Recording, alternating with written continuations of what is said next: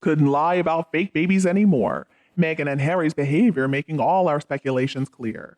I've always said that it must be exhausting to try to live a lie. For a narcissist like Meghan Markle, it is business as usual, though. Whatever it takes to reach to the top. She feels like she is entitled to all the wealth and status that she wants. For somebody with severe mental health problems like Harry, he simply doesn't have the energy to walk away. But still, being with Meghan is making his mental health so much worse. He's trying to keep up the pretense about his situation, and it's not good for him. In some ways, though, I have to say it's brilliant. I mean, how to explain the invisible children? Well, Meghan's going to keep them in California. Oh, and they're never going to be seen again. That is what the royal family is going to be paying her a lot of money for. Her silence about the royal family going along with this scheme in the beginning. It was all Meghan's manipulation. She created this problem. They went along with it. And now I'm afraid they might have to pay her a lot of money to make it disappear. So far, there is not a single medical professional who has admitted to being there at the birth of either child. The fact is, there was a spouse of a doctor who said they weren't even in town at the time of birth, and the other immediately closed her successful practice and just disappeared after she was named. No nurses, no midwives, no anesthesiologists, not even a janitor has come forward to talk about them being at or in any hospital.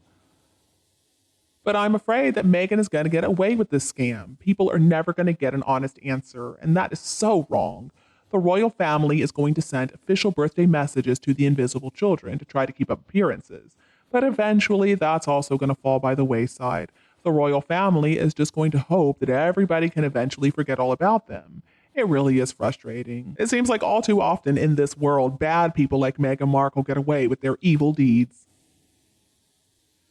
So when the information finally comes out that the invisible children really are invisible, my suspicion is Meghan's going to blame the whole facade on Harry. She's going to claim that she was forced into going along with it the whole time, and that the invisible children idea was this story that was made up by the royal family and Harry to show the public that they're this loving, happy family. But I don't know if it's going to work, because everybody already knows that Meghan Markle is a big fat liar. Anything that she says is going to be scrutinized. And at the end of the day, it's only going to serve to enforce the reputation that she has built for herself and her whole web of lies. Every narcissist always has to be the hero after all. They're never really the victim. It doesn't matter what the scam is. They are experts at twisting the narrative. They are going to do whatever they need to point the finger at the people closest to them so that they can wash their hands clean of the whole mess.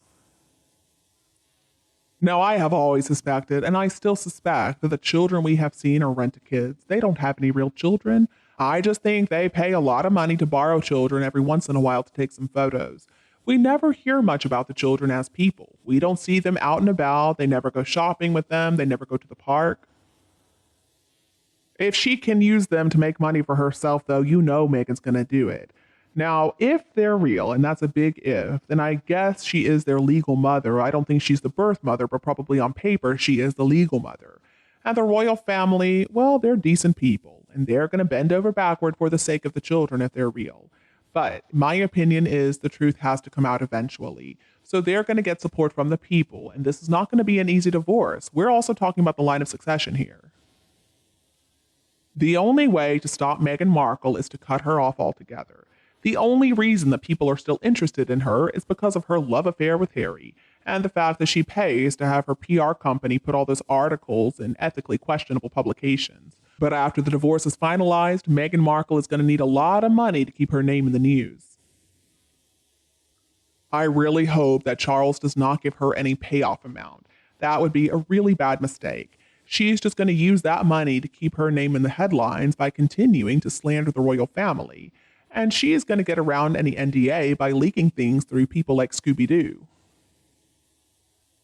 It is incredibly important that DNA tests are performed on those children.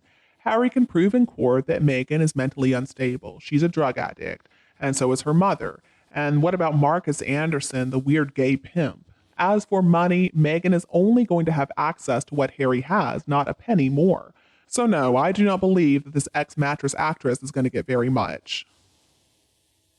People have also been saying that she's going to get sole custody of the kids. Well, I don't even think that she would want sole custody of the children if they do exist. Come on now, Meghan Markle does not want the responsibility of having to be a real mother. And if she were to let Harry or the royal family more likely have custody of both kids, then she could probably get even more money out of them.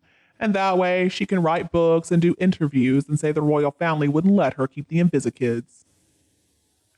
With that story, she could earn even more money for herself and she could be free to do whatever it is that she wants to do. So when you think about it, maybe the best thing to do would be to give Meghan sole custody of the children. The royal family doesn't owe her a thing, though. She and Harry can separate their money in a normal manner for the divorce. I have a sneaking suspicion, too, that there is another possible scenario that's going to involve Harry stepping out of the line of succession. Covering up the existence of two kids is a big lie to try and cover up forever. And then let's not forget about William, who, along with Catherine, we have now learned are a lot more angry with Harry than has previously been reported. William is an intelligent man, and William knows that for the monarchy to survive, it's not really a given.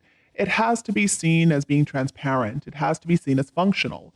In the age of cameras on absolutely everybody, AI and social media, everybody is accountable.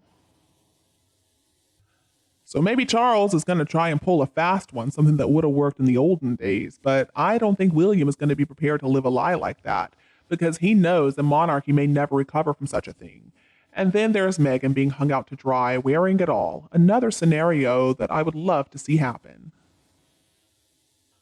As Lady C has talked about, in public they look like they're together because for right now at least it's bringing in a few bucks. But their marriage is in trouble. Like any war, the palace versus Meghan and Harry is not over until it's over because it is a war. Let us remember that. And I don't blame the royal family for not coming out with the truth. They have done this for years, covering up for Harry, that spoiled brat. He contributed 100% to this mess, and he shows no remorse. Harry really is just an awful human being. Now, Meghan is disgusting, but still, it sure didn't take much for Harry to show who he really is when in the company of somebody similar to himself. For goodness sake, Harry doesn't even have a job.